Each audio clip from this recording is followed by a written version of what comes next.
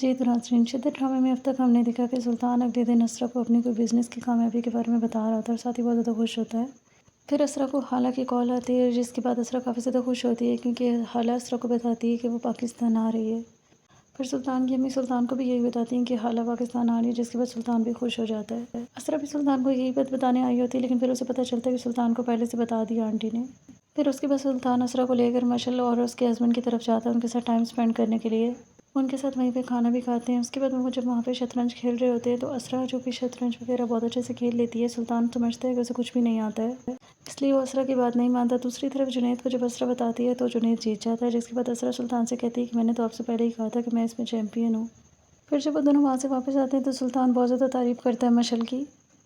سلطان اسرا اور مشعل کی باتیں سن چکا ہوتا ہے، اس لیے اسے پتہ ہوتا ہے کہ اسرا کو مشعل اس طرح سے لگا رہی ہے، جس کے بعد وہ جان بوجھ کر ان کی دوستی دلوانے کی کوشش کرتا ہے اور مشعل کی بہت زیادہ تعریفیں کرتا ہے۔ پھر اگلے دن سلطان اسرا سے پوچھتا ہے کہ وہ مشعل کے ساتھ ٹائم اسپینڈ کرنے گئی ہے یا نہیں، جس کے بعد اسرا کہتی ہے نہیں وہ نہیں گئی، وہ بزی تھی۔ پھر وہ ان کے ساتھ اکٹھے مووی کا پلان بناتے ہیں۔ اس کے بعد سلطان اسرا کی سامنے پھر سے مشعل کی تعریف کرتا ہے اور اس سے کہتا ہے کہ وہ اس کی مووی کی چوائس بہت زیادہ اچھی ہے۔ پھر اسرا سلطان سے کہتی ہے کہ مشعل اس کی دوست ہے، اس لیے اس کو چاہیے کہ وہ تو جنید سے دوستی کرے، وہ اس کو اس سے دوستی کرنی چاہیے۔ اور سلطان جو کہ صرف اور صرف اسرا کو اس سے دور کرنا چاہتا ہوتا ہے، وہ اس کی یہ باتیں سن کر بہت زیادہ خوش ہو جاتا ہے۔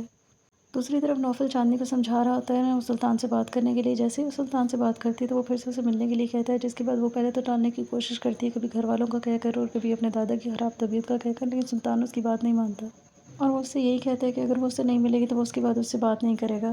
تو اب چاندنی سلطان سے ملے گی یا نہیں، یہ ہمیں دیکھنے کو ملے گا اس ڈرامے کی آنے والی ایپیسوڈ میں۔ تو دیکھتے رہیے ڈرامہ سیریل شدت، اور مزید اپڈیٹس کے لیے میرے چینل کو لائک اینڈ سبسکرائب ضرور کریں۔ اللہ حافظ۔